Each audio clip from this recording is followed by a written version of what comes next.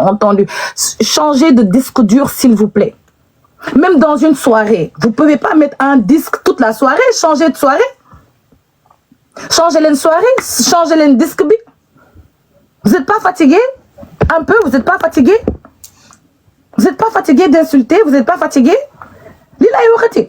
Parce que nous avons dame Sénégal parce que c'est de la médiocrité. C'est de la médiocrité. Les gens qui parlent là, c'est quand les gens, vous savez, quand les gens rentrent dans mon compte, quand les gens s'intéressent à moi, sur une dougue, c'est sur ma page Facebook, les ligue investissement, il y a des Sénégal, nous honnêtement parlant, bu nekkee ko xamné nité na jamais mu and ak yow. Jamais mu and ak yow. Ñi and ak yow mo ñi nga xamné elles n'ont pas d'issue. Amuñu sen avenir amuñu option. Sen avenir dafa limité. Ils savent pas qu'est-ce qu'ils vont faire demain. Dañuy dund au jour le jour. Ñom ñoy nek di tontonté ak yow ci réseaux sociaux yi. Man sama xex du entre man ak yow té du mësa nek man ak yow parce que man t'es pas de mon niveau.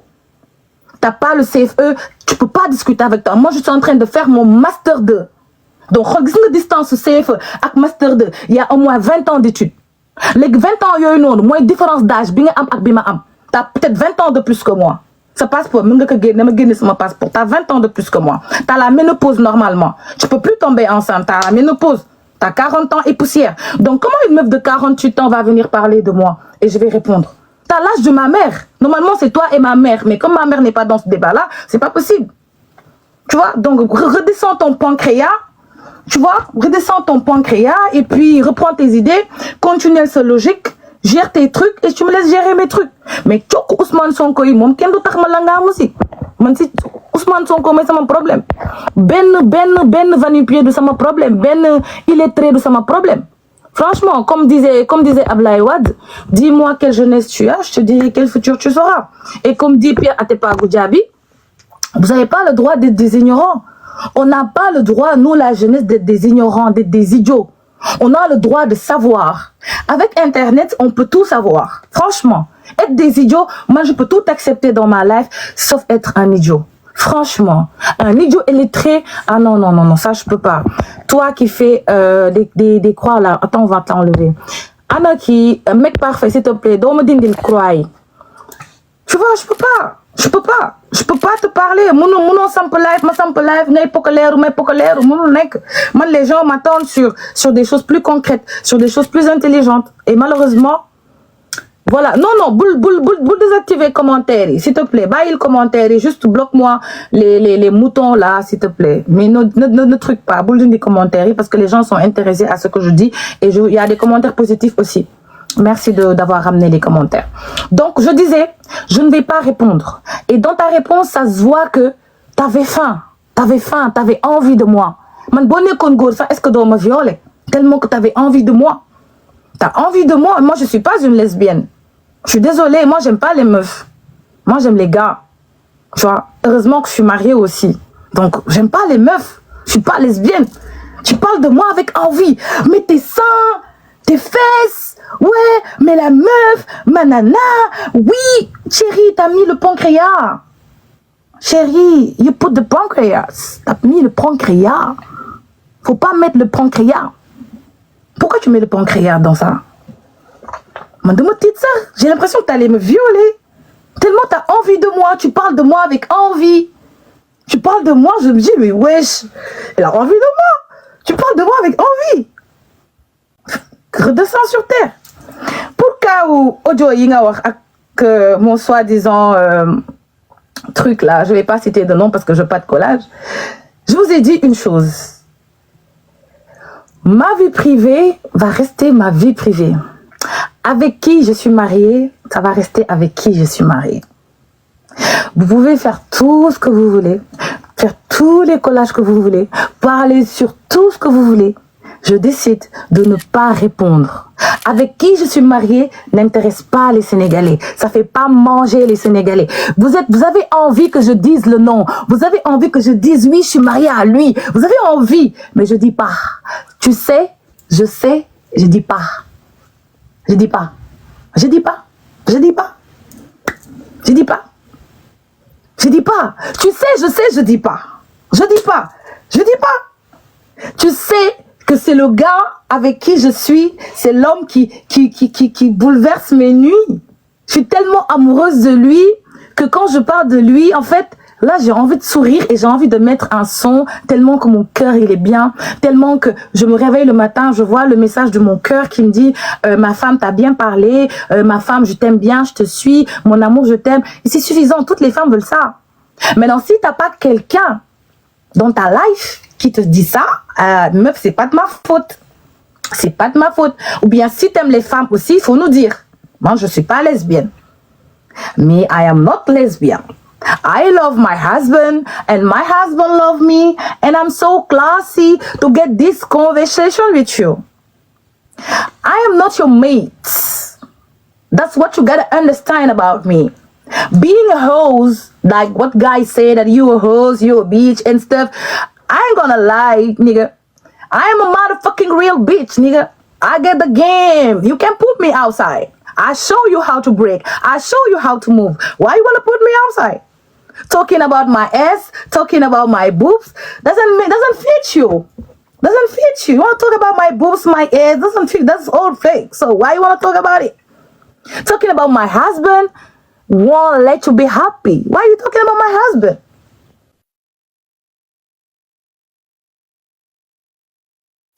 Find yourself a man. Cherche-toi un mec. C'est important d'avoir un mec. Vous savez, moi, une chose, sur tous mes divorces, pourquoi je me dis, Nabou, vas-y, insiste. En fait, je suis d'origine congolaise, de mes grands-parents. Donc, vous comprenez, au Congo, nous, chez nous, on est trop l'amour. On aime trop la rumba. On aime trop, tu vois, la sensation, les bisengi, tu vois. On aime bien tu vois. Donc, je ne peux pas, moi, en tant que femme, rester sans avoir quelqu'un à mes côtés. Je suis désolée. Et malheureusement, bateau dem, bateau costé. Mais ton cas, prouve-nous que tu peux être heureuse, s'il te plaît. Trouve-toi un gars, vas-y, marie-toi et s'il te plaît, sois heureuse. Essaye d'être heureuse. Essaye d'être heureuse. T'es pas heureuse. C'est ça être heureuse pour toi. C'est ça être heureuse pour toi. Créer une association de femmes perdues et dispersées dans la nature, des spermatozoïdes égarés. C'est ça être heureuse. Parler de la vie des gens pendant 6 heures de temps, c'est ça être heureuse. C'est pas être heureuse, meuf. Moi, je veux juste que tu sois heureuse. Sois heureuse pour tes garçons. Tes garçons, tu sais, tu as des garçons et j'ai des garçons. Je vais te donner un secret. Tu sais, so ame ay doom yu góor et que tes enfants te voient toujours en colère. Tes enfants, ils te voient toujours. Bon, on te voit danser, on te voit rigoler. Mais au fond de toi, est-ce que tu es heureuse? Est-ce que le fait que tu vois ta maman afficher, que tout le monde affiche ta maman, qu'on insulte ta maman, tout le monde insulte ta maman, tout le monde insulte ton papa, est-ce qu'au fond de toi, tu es heureuse? Est-ce que tu es heureuse? Tu n'es pas heureuse. Est-ce que tu ne penses pas aussi d'essayer, je ne dis pas pouvoir le faire totalement, mais essaye d'essayer d'être heureuse. Essaye d'essayer d'être heureuse. Heureuse. Trouve-toi un homme qui, devant tout le monde, va dire, écoutez, moi j'aime cette femme. C'est elle la mère de mes enfants. C'est avec elle que je veux être. Devant tous les Sénégalais. Au moins, moi, il y a eu 4 gars. 4 qui sont venus devant chez ma mère. Djori Gouro, Djori Tandarmo, Djori Chang, Djori Lep. 4. Et il y a le 5e là, avec qui je suis. Essaye d'être heureuse. Moi, j'essaye d'être heureuse. Mais toi aussi, essaye d'être heureuse. La vie, elle est courte. Essaye de faire des choses positives. Essaye de vivre l'amour. Essaye de manger l'amour. Essaye.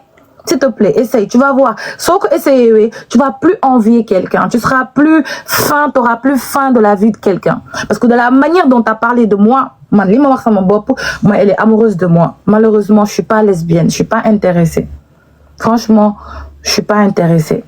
Je suis pas intéressée, je suis pas lesbienne et n'attends pas à ce que ma taal sama live saaga nday maa la gën a vulgaire au tuuti sax man li ma sama vulgarité dafa jéggi frontière mais duma la fekk ci terrain vulgarité bi parce que man duma nangu nekk ci benn parce que xaaral ma wax olof parce que xam naa ni déggoo tubaab te damay bañ ñi lay nettali kaa bi ñu bañ la jox kaa bi normalement parce que déggoo tubaab su ma waxee anglais tamit doo ko dégg donc ma làkk la olof dama ni terrain bi ma woo nii si ay ñàpp sa man la kat sa ñooyu dama koy bàyyi ak yow ak ñi la nduru ak ñi la wër ak seen genre ngeen continuer seen xeex man ñëpp dañ ma xamee ci conseil par rapport à mes expériences personnelles ñëpp dañuy roy si man si beaucoup de choses si beaucoup de choses ñi jaay légumes tey soo xoolee Sénégal bëri nañ ñi jaay ay boutique yére bëri nañ et soo commencé ak benn boutique di fay 250 000 nga dem ba am si ay immeuble da ngay sant yàlla. C'est comme ça dans la vie, c'est comme ça, il y a des hauts et il y a des bas mais nag bu neexee nga taxaw wan ni ñëpp dafa neex mu naqari nga daw loolu t'es pas digne en toi, te aussi gëmoo yàlla te man dama gëm yàlla man lenn benn particularité laa am mooy dama gëm yàlla dama gëm ni yàlla moo ma may sama kanamu njaboot sama kanamu askan sama kanamu morom à 30 ans ma mën a jëndal sama yaay kër Ngor Almadi R+4 mu dëkk fa moom cundu à 30 ans également ma dem am sama immeuble Almadi 2 def fa ay bagages tëj ko pour des raisons qui me sont personnelles ma amaat beneen kër Almadi 2 rek am naa fa ñaar SN City am naa fa ñaar mënu ma nekk nag di wax li ma am yëpp mais loolu yëpp dama ko liggéey mais yow bu dee yow sama ñàkk da ngeen ko estimer si ay boutique moo tëj loolu du ñàkk. xam nga lan mooy ñàkk nga ñàkk am foo dugal sa ndey nga ñàkk am foo dugal sa baay nga ñàkk am loo jox sa ndey nga ñàkk am loo jox sa baay loolu mooy ñàkk loolu mooy koo xam ne ñu ne ñàkk na te loolu sax ñàkk go parce que yàlla waxul kenn dara ñi ko amul tamit mën na ñëw donc man amul lenn lu ma lebal yàlla pour yàlla may ma teraanga yii mu ma may yàlla da koo neex mu may ma liñ naan yàlla xol lay fay da koo neex mu may ma léegi yàlla da koo neex mu may ma li ma am ba yéen ngeen mën ci teg seen bët ba ku ci nekk di ci langaam ku wax jox sa morom ku wax jox sa morom ku wax jox yéen dem leen jënd terrain cherul dem leen ngeen jënd terrain cherul terrain Sénégal boo amee 300 000 da ngay am terrain 500 000 da ngay am terrain 600 000 da ngay am terrain 700 000 man boo leen ñëwee ci man barki Seydina Muhammad li ma yor ci terrain kenn xamul nu mu toll. kenn xamul nu mu toll te dama leen defaral paiement à plusieurs fois ngeen di fay nank ba mu mat.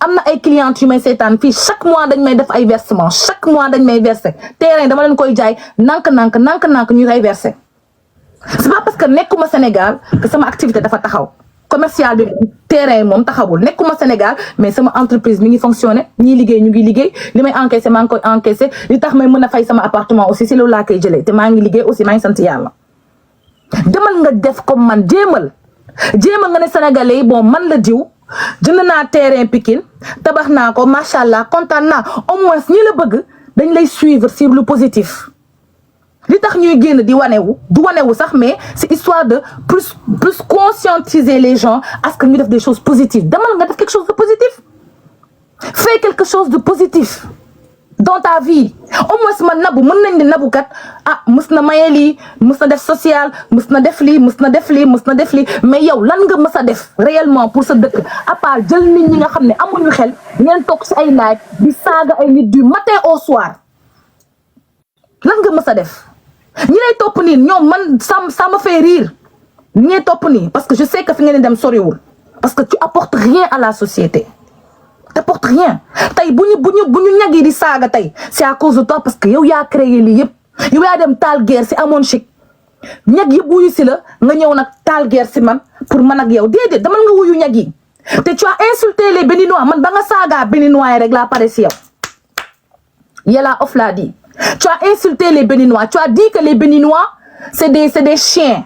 Tu as dit que les Béninois, ils sont courts comme des je sais pas quoi. Tu as insulté les Béninois. ñàkk xam Béninois moo tax nga saaga Béninois yow xeexu Béninois yaa ngi lay xaar jël loolu.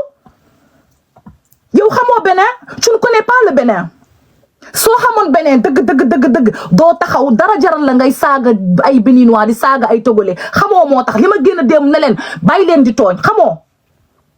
yàlla of mi ngi traduire say saaga yi nga saaga ñag yëpp demal nga gérer loolu mais dangaa dem taal guerre ak amoon chic bu pare nga bëgg ñëw taal guerre ak man comme ça boo waxee ma jox la man c'est la première fois may wax ci lii c'est la dernière fois may wax ci yow parce que du man ak yow nee naa la tant que yow jëndoo benn pàkk Sénégal fi nga dëkk tant que amoo fa pàkk nga ne pàkk bii man maa ko moom pàkk bii mi ngi nii kayit yaa ngi nii sama doom ñu ngi ci ma door mën a wax ak yow loo am buñ la waxee waxal looy wax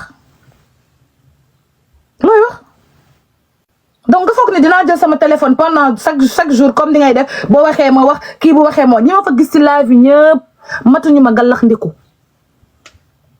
attaque personnelle nag duma ci tontu parce que su ma waxee ci say doom day metti ndax yaay nga may yaay nga ëmb juróom-ñeenti weer ma ëmb juróom donc duma xale yi dama leen épargner parce que xeex bu amee sax bu guerre amee sax dañ naan les enfants et les femmes d'abord donc duma wax ci say doom parce que j'aime bien tes enfants ils sont très mignons comme les miens d'ailleurs donc je les mets de côté mais yow la personne à 48 ans qu'est-ce que t'apportes à ta jeunesse qu'est-ce que t'apportes pas à ta jeunesse parce que t'es plus vieille que nous mais qu'est-ce que t'apportes au Sénégal à part ouvrir ton téléphone insulter les gens du midi à 14h qu'est-ce que t'apportes qu'est-ce que ça t'apporte? Ça t'apporte rien. Ça t'apporte rien. te nee naa dafa am ñooy saaga mu jig la am ñooy saaga te du la jig attention dafa am ñooy saaga mu jig la am ñooy saaga du la jig junj nag doy na borom xel continuer si élan bi bul wàcc continuer di saaga mais en tout cas man ce qui me concerne je ne réponds pas parce que du man ak yow man Ousmane Sonko laa amal affaire moom mi bàyyi Adji Sarr moom mi bàyyi ñaari jabaram dem si Adji Sarr mu koy watal ay coqam donc waa Pastef suñu yaakaaree jaar si Rox pour man noppiloo ma c'est mal me connaître pourquoi ngeen bëgg ma jaxase xeex yi Ousmane Sonko ak Rox bokkul Rox la ñëpp xamee nañ ko ci dugg si viu jàmbur yi saaga nit ñi wax nit ñi lu bon pokaleeru nit ñi ñëw ñu tappateel ko view yi am loolu contenu am la sur les réseaux sociaux chacun a son contenu ku nekk ak li ngay proposer man li ma mës a proposer mooy développement personnel entrepreneuriat yàgg wax jigéen ñi bu leen xaddi soo leen laalee fii mu tëj ubbi leen fii parce que milliardaires yi ngeen gis sax ñoom Jeff Bezos ak ñoom comment ça s'appelle ñoom William Burroughs ak ñi ngeen di gis ñëpp ils n'ont pas réussi du premier coup donc essayer c'est vouloir réussir il n'y a pas d'échec c'est des façons de reprendre des choses c'est la positivité c'est le mindset positif donc essaie d'apporter quelque chose de positif mais pas la haine tu as trop de haine en toi moi je sais pas qu'est-ce que c'est cette haine-là d'où elle te vient tu as de la haine ton discours est haineux tu es parti mélanger la Côte d'Ivoire tu es parti mélanger le Togo le Bénin tu es parti insulter coach de Ciment Dangote de pute yow loo waxul coach rek wax bàyyee woo ma ko li nga wax coach yëpp mën nga ko wax li nga ko wax rek nga ma wax parce que loolu mooy sa discours su ma ñëwee si Jessica li nga waxul Jessica amul li nga waxul Kaliphone Sall amul loolu mooy sa registre loolu lañ leen sénégalais yi xamee xaste saaga wax lu bon te man malheureusement je savais que le fait que may attaquer Ousmane Sonko ay melentaan ay moustique dinañ génn jéem a màtt mais man maay am intelligence su faxas leen bañoon nag juum si ligne may wax seet ñi ma bëgg ñëpp bu leen dara metti si man amul lenn luy tax ma bàyyi Ousmane Sonko pour di wax ci Rox nag nii la mel nii la ko ñëpp xamee moom bëggul ko am buzz 2 semaines moom dafa bëgg chaque mois mu am buzz boo amee buzz 1 semaine dina ñëw jéem la langaam nii la def fii Fatou Ndiaye nii la def fii Bastoun nii lay def ñëpp ku am buzz 1 semaine rek mu ñëw langaamu ci sa buzz bi ut ci buzz wax la lu bon saaga la ndey saaga sa papa saaga sa yaay sulli say maam wax ci sa njaboot wax ci sa lépp te moom dafa am ñaari doom yu góor te ku saaga woon doomam bi ba Jessica saagee doomam yi ba kii beneen femme bi saaga doomam bi daf ko jaral mu dagg billet dem ba France ne da koy rey ji da koy jami ji paak pour te dire état mentalité en bu mu am parce que si réseaux sociaux la fair play la wax nga ñu delloo la mais dangaa dem paas dem ba dëkk jàmbur da nga koy rey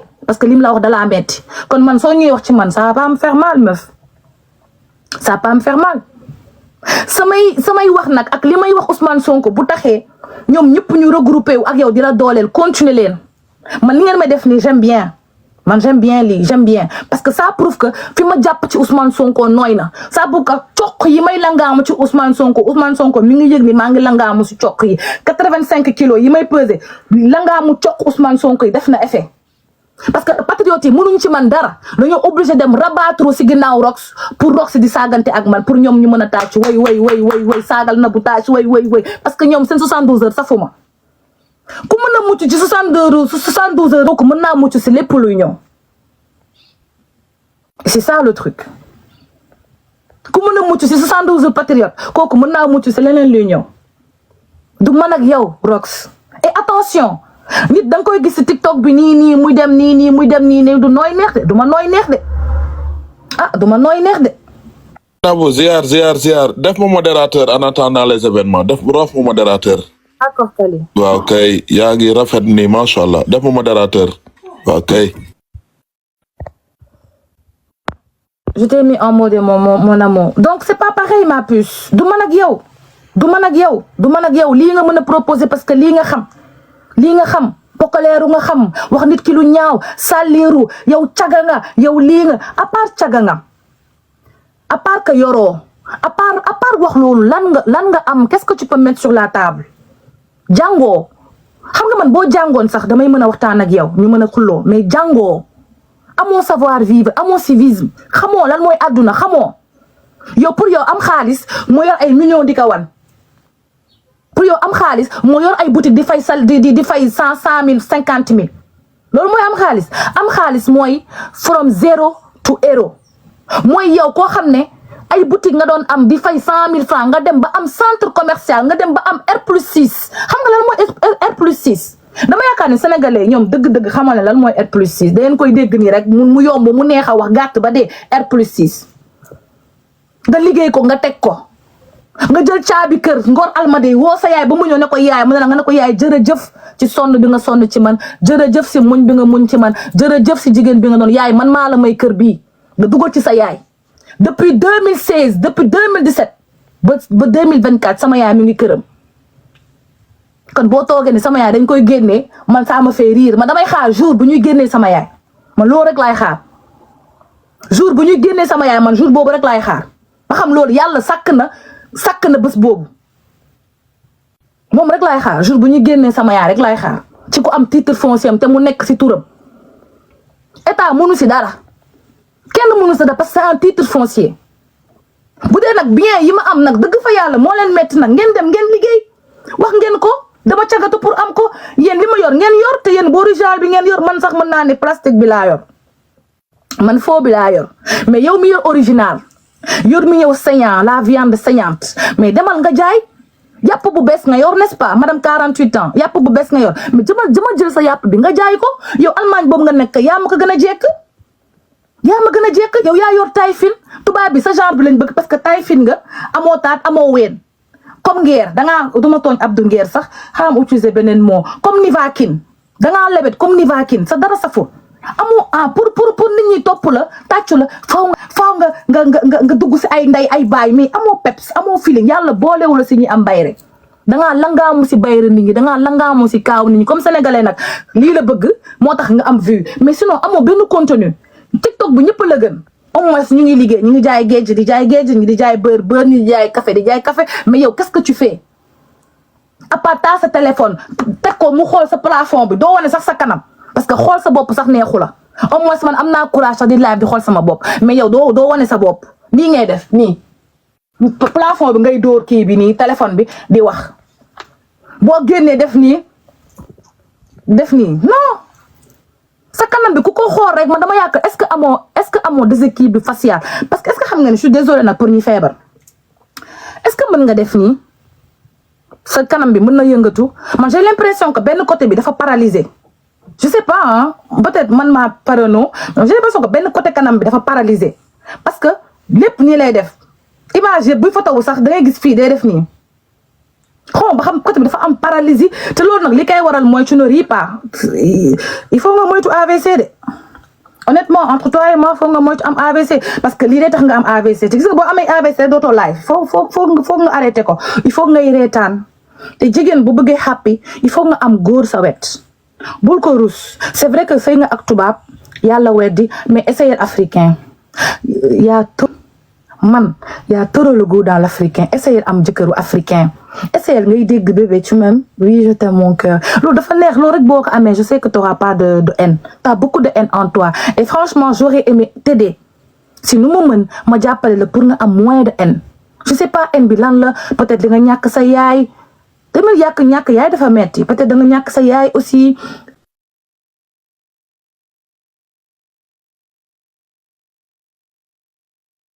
loolu nga am mais bu ma leeroon ni am nga jëkkër gis nga man tey nii problème bi sama jëkkër daf ma woo ne ma chérie tu as vu ma ne ko j'ai vu parce que sama jëkkër ak fi mu nekk ak fi ma nekk bokkul ma ne ma chérie t'as vu ma ne ko j'ai vu mu ne ma s'il te plaît mon cœur réponds avec diplomatie c'est pas avec t'es pas de ce genre c'est pas la même chose c'est pas la même racaille yow da nga am problème ak Ousmane Sonko gère ton problème et s'il te plaît ne gère pas des détails mais pour les gens qui m'aiment ñi ma bëgg ak ñi may topp ñoom ñoo tax ma génn di la tontu mais mënu ma la tontu parce que yàgg ngaa wax si man depuis musuma la tontu mama naa BBL musuma tontu mama naa sëy plusieurs fois musuma tontu mama naa lii yoratul musuma tontu mama même sama problème mu Pastef fii immigration bi dafa bëgg asile tontuwuma loo wax duma tontu franchement loo wax duma tontu parce que du man ak yow malheureusement nag comme on est dans le même terrain bokkuñu classe il faut que ñu rombante il faut que ñu nuyonte mais nuyoo bi nag dafay civiliser encore une fois parce que man fii laa lay xaar